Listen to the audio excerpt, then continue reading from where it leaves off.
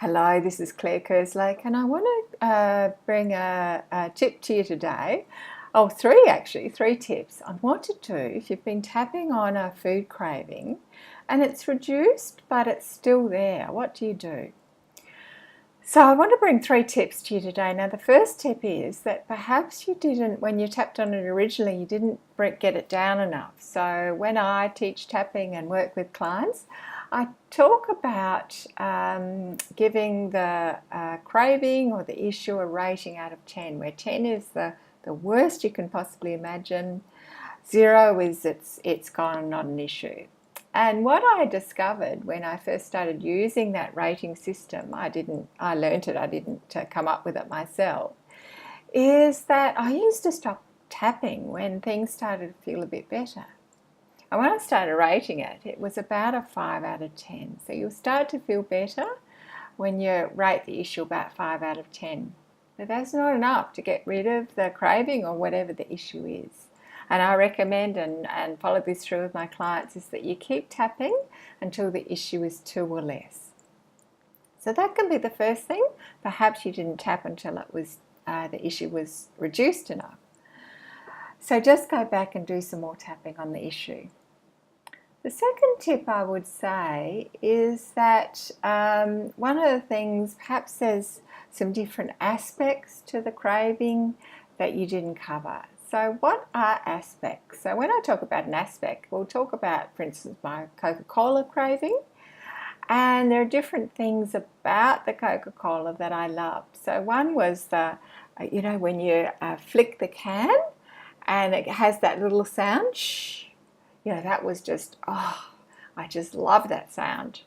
Another aspect was the bubbles and how they felt in my mouth. Another aspect was that it was so cold, icy cold.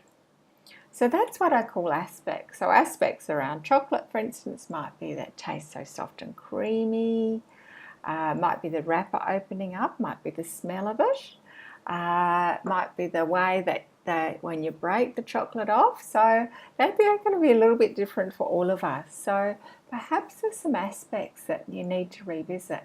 Time of day can be a big one. For instance, I never crave chocolate at 10 o'clock in the morning. But come 3 or 4 or 5 o'clock at night, in the afternoon or evening, and oh my goodness. So it might be the time of day, and it could be that maybe you need to do the tapping on what you're craving at that specific time of day. So just revisit, have a think about, did you perhaps cover all of the aspects? So that's tip number 2. Tip number 3 is to, with your craving, think about what was the first memories that you had of that food or drink or whatever it is that you're craving. And sometimes there might be some stuff around that. It can be quite, some emotional stuff. So that can be a little inkling as to is that craving connected to that emotional event? And perhaps what's the worst? What's the where you found yourself craving the most? Is there anything around that can help to really journal around that? Sometimes it can be really useful to work with a practitioner. So just revisit those tips again, and this is if you've tapped on a craving, it's reduced, but it's still there a bit.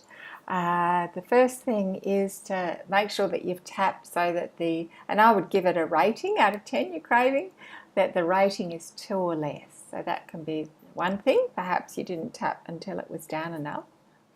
Tip number 2 is perhaps there's some aspects around that food or drink that you're craving that you haven't covered yet. And that can be just to have a journal and jot those things down. And that can be useful. Perhaps they need to be revisited. And time of days can be a big one. And the third thing is just to have a think about, okay, what's your earliest memory of that food? And for me in chocolate, I learned to count with chocolate.